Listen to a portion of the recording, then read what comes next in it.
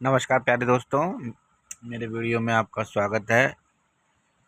Yogendra sir Gwalior वाले आपके लिए लेकर आए हैं दर्पण। दर्पण को अंग्रेजी में मिरर कहते हैं। इसके द्वारा हम चीज़ों को देख सकते हैं। देख कब पाएंगे, जब एक तरफ इसके पॉलिश होगी, नहीं तो इसके आर पार रहेगा तो यह पारदर्शी होता है। आइए हम इसके बारे में और भी जानकारी लेते हैं। जिसकी एक सतह चिकनी हो उसे क्या कहते हैं? समतल दर्पण और गोलीय दर्पण। अब गोलीय दर्पण दो प्रकार का होता है, उत्तल दर्पण और अवतल दर्पण।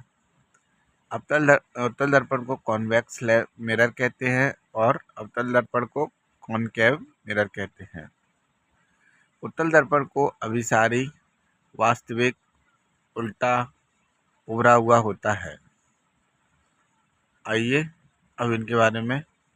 जो उत्तल दर्पण होता है, इसमें इधर की तरफ से प्रकाश आता है और एक मुख्य बिंदु पर पहुंच जाता है, ठीक है। और जो अवतल दर्पण होता है वो प्रकाश को फैलाता है ना।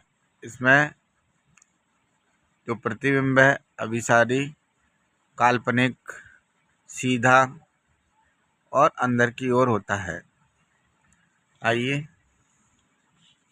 प्रतिबिंब के बारे में देखें। वास्तविक प्रतिबिंब और आभासीय प्रतिबिंब। देखिए, ये उल्टा बनता है, वस्तु से बड़ा बनता है और ये वस्तु से छोटा बनता है। समतल दर्पण प्रतिबिंब आभासीय, सीधा,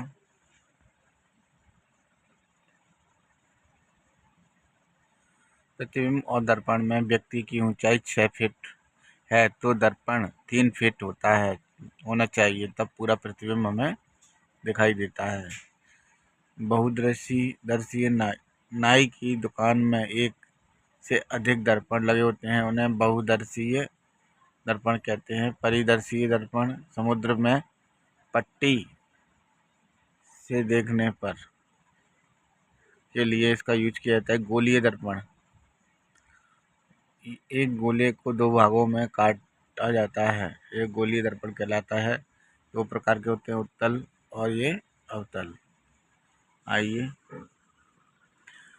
इसका काम रहता है लाइट का प्रकाश को फैलाता है, बड़े इमेज बनाता है और स्कूटर, कार आदि के साइड में लगा रहता है। स्ट्रीट लाइट में इसका यूज होता है। दूरदृष्टि दोष में यूज होता है ना। घड़ियों को ठीक करने में, ज्योतिष द्वारा, कैमरे में, वस्तुओं को बड़ा करके दिखाने में, प्रयोगशालाओं में, मानव नेत्र में, सूक्ष्मदर्शी में, इन सभी में इसका यूज होता है। अब आइए हम अवतल दर्पण के बारे में जानते हैं। जिसकी परावर्तक सतह अंदर की ओर हो, झुकी हो, उसे अवतल दर्पण कहा जाता है। ये उसका स्ट्रक्चर है। अवतल दर्पण, अभिसारी दर्पण। उपयोग। अवतल दर्पण के दोस्तों क्या उपयोग हैं? लाइट, ये प्रकाश को सिकोड़ता है और छोटे से बड़ा बनाता है। इसका यूज है डॉक्टर करते हैं आँख, कान, नाक तथा गले के निरीक्षण के लिए। दंत विशेषज्ञ बड़ा प्रतिबिंब बनाने के लिए इसका यूज करते हैं। टॉर्च, कारों तथा स्कूटरों के हेडलाइट में, सोलर कुकर में, सेविंग बर्थ दर्पण में, निकट दृष्टि दोष में और बुलबुला में, मोतियाबिंद में, दूरदर्शी में आदि जगहों पर इसका यूज होता है। वक्रता केंद्र क्या होता है? दर्पण के वक्रता केंद्र को गोलीय दर्पण जिस खोखले गोले का भाग वक्रता केंद्र है उसे वक्रता केंद्र कहते हैं। ये स्ट्रक्चर बना है, ये पोल है, ये फोकस है, ये वक्रता केंद्र है, ठीक है। यहाँ मुख्य अक्ष होता है, तो इधर कोई वस्तु रखी रहती है। आइए, ध्रुव के परावर्तन सतह पर स्थित केंद्र को दर्पण का ध्रुव कहते हैं। वक्रता त्रिज्या। ध्रुव P और वक्रता केंद्र के बीच दूरी को वक्रता त्रिज्या कहते हैं। ये पोल है और ये वक्रता केंद्र है। है ना। 40 सेंटीमीटर की त्रिज्या वाले दर्पण का फोकस दूरी ज्ञात करें। फोकस दूरी ज्ञात करने के लिए आर कितना है, हमें 40 त्रिज्या दी है, इसको आधा कर देंगे तो ये हमारी फोकस दूरी निकल जाएगी। फोकस दूरी, त्रिज्या के आधे को फोकस दूरी कहते हैं। जो त्रिज्या आधी होगी उसे फोकस दूरी कहते हैं। बिंब बिंदु को बिंब कहा जाता है। यह हमेशा बाईं ओर देह होती है, इसे भी से दर्शाते हैं।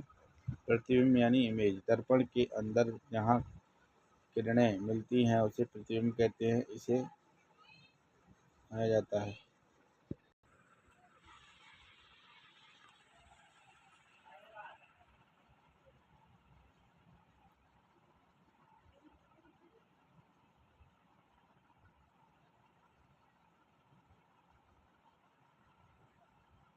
दर्पण के दाहिने राइट साइड पे किया जाता है। प्रकाश सदैव लेफ्ट राइट से आता है। वस्तु को सदैव लेफ्ट साइड रखते हैं। लेफ्ट साइड का सभी मान नेगेटिव होता है, राइट साइड का सभी मान पॉजिटिव होता है।